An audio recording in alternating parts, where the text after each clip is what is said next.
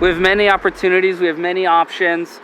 Right now, you know, the wind isn't fully filled in, so we're gonna take advantage with a surfing session. After that, the idea is to follow up with a wind sport, either kite surfing or windsurfing. I mean, we are on the windiest island in Hawaii. We're gonna surf a little, then we're gonna wind a little.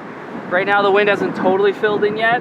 Waves are great for surfing. I just saw a sick right come in, so I'm gonna get amongst it. The winds are coming out of the east, meaning it's offshore. I'm taking out my shortboard. A medium-sized minks. It's kind of the perfect go-to size for all things shortboarding. As you get into bigger waves like Jaws, Nazare, Mavericks, go small minks because you're going faster, so you need less surface area to get the same effect.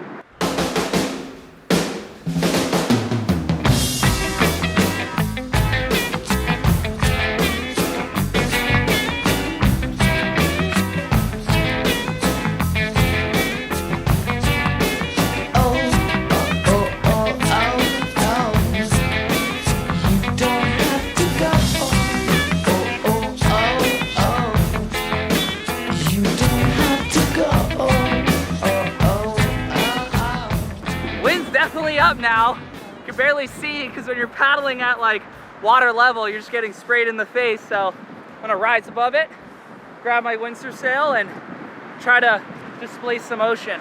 He's gonna get kicked out here pretty soon because as soon as there's a certain amount of windsurfers, they're gonna honk their horn and be like, "Kite surfer, please go down to lanes." And so by the time I go down there and rig to kite, I think the plan is go windsurf. A lot of my friends are windsurfing. Then this evening when everyone comes in from windsurfing, bring the kite out and just have like this glory session, golden light. On to the next.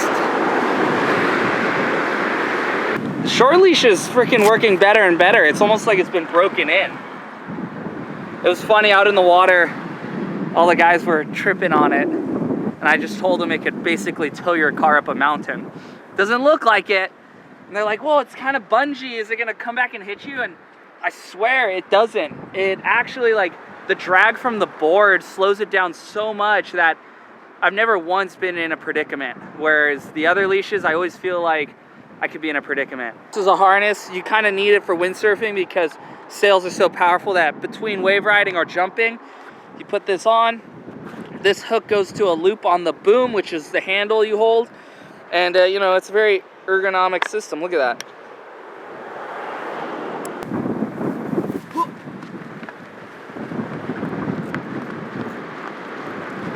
Then you go through the top loop.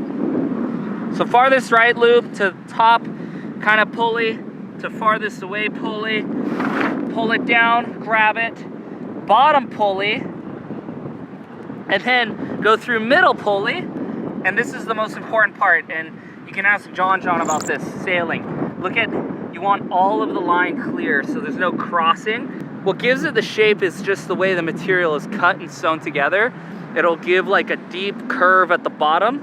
And so the more you pull down on this line, the more shape you'll put in, but then the more you can depower it. So a sail is a very powerful thing. And you see at the top how it's all kind of loose.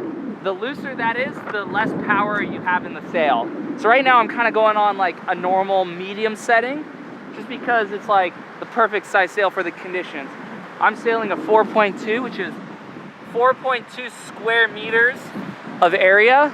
That's the surface area that the wind catches into. This is basically your front foot, because the more pressure you put on your sail when you bottom turn, the more the rail's gonna drive through the water. So that's why all windsurfers, if you look at them, usually a windsurfer when they surf look like they're holding a boom. And then the second thing is they're very front-footed, because in windsurfing it's like basically all front foot. If there's 10 surfers out, you can't windsurf. And then if there's 10 windsurfers out, you can't kite surf. The reason why is kites have lines, and the concern is that someone could drop a kite onto someone and, you know, line could stay tangled. But Kiter, please move down to the lane. Thank you.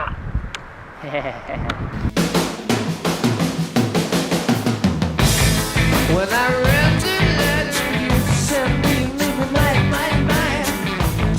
When I read the news that it drove me sad.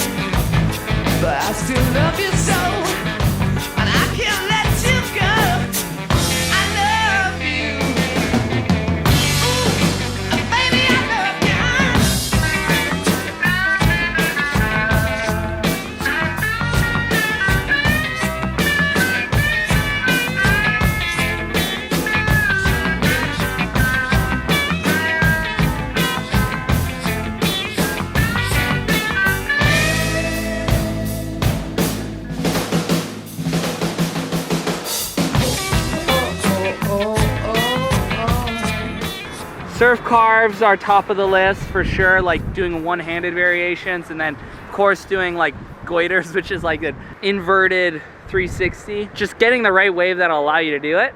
I was like having to hunt down waves from way outside, but I think my next strategy this coming session is to kind of stick to the inside a little more and find a corner to slam. And here's the legend himself, Robbie Nash. What's up, Robbie? Yeah. Good to see you too. He's only won like 24 world titles here, back when windsurfing was massive. Pretty cool.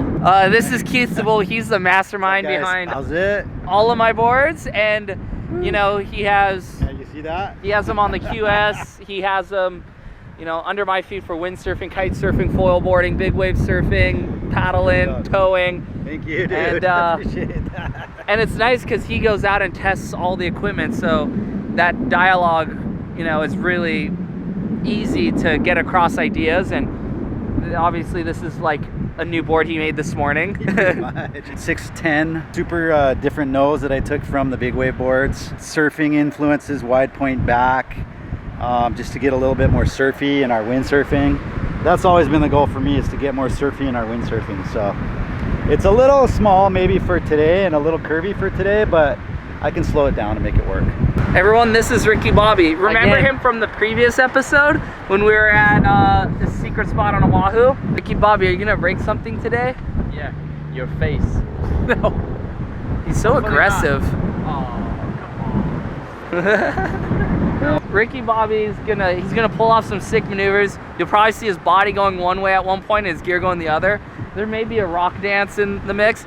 But then again, he surprised me at backyards and didn't break anything, which I was very surprised. For sure, the next time he'll break everything.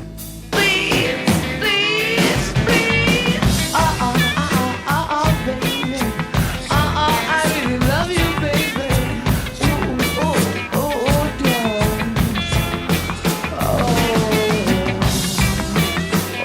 Windsurf and surf in the bag. There's still sun. It's approximately 3 hours until dusk. I think there's more to be done. Here's the board. This board is a little thicker than my normal foil board, just to kind of help get going with the wing, especially if the wind's lighter. It's actually never been in the water yet, so this will be its maiden voyage. There's still just enough time to harness the wind. We're incorporating the foil. We're at my house and we're gonna go just straight out front, kind of refine the backflips.